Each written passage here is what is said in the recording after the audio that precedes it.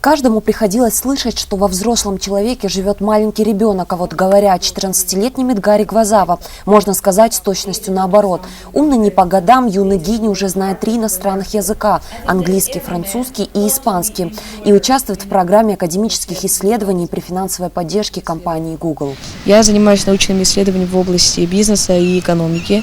И вот сейчас я был на конференции в Китае, в Шанхае, в Санкт-Петербурге. Если раньше я, например, даже в тех самых сертификатах выступала как школьник от моей школы, то сейчас я уже как молодой научный сотрудник, поскольку мои работы уже были неоднократно опубликованы в университетах в Англии. Будущий политик уже сегодня может анализировать важные темы, касающиеся нашей страны. Одним из главных факторов экономического роста должно являться образование в Абхазии. То есть система образования должна быть информирована и должна быть на очень высоком уровне для того, чтобы обеспечить экономический рост. После этого, для того, чтобы обеспечить экономический рост, должны быть сильные интеграционные инструменты. Задать вопросы, имеющие отношение к любой сфере деятельности современного человека, и получить весьма интересные ответы – все это осуществимо при общении с молодым интеллектуалом. На мой взгляд, одним из самых успешных и выгодных ресурсов могло бы стать агрокультура, например, сельское хозяйство. На мой взгляд, Абхазия была бы готова полностью себя окупать и полностью себя обеспечивать своими собственными продуктами питания. В своих научных конференциях Эдгар самый молодой участник, однако проводить презентации с большей уверенностью позволяет уже полученный опыт. В 2016 году участвовал на конференции по этой же программе в Санкт-Петербурге.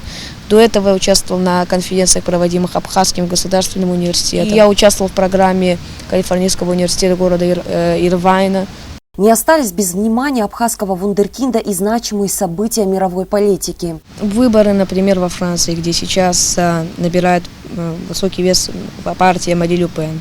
То есть главным лозунгом, одним из главных лозунгов Мари Ле Пен – это отсоединиться от Евросоюза и больше работать с Россией.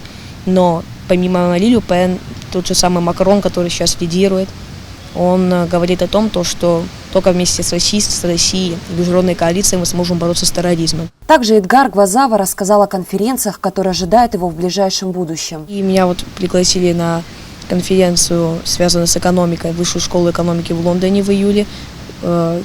Приглашение такого плана, что один день это конференция, второй день мне дают лекцию с новой работой. Это уже будет моя первая научная работа под названием «Устойчивые механизмы управления государством в сегодняшней геополитической и геоэкономической реальности». Саморазвитие, сопереживание всех событий в жизни нашей республики, огромное желание помочь своей стране выйти на новый уровень – все это дает силы и стремление нашему вундеркинду в познании все новых и новых знаний.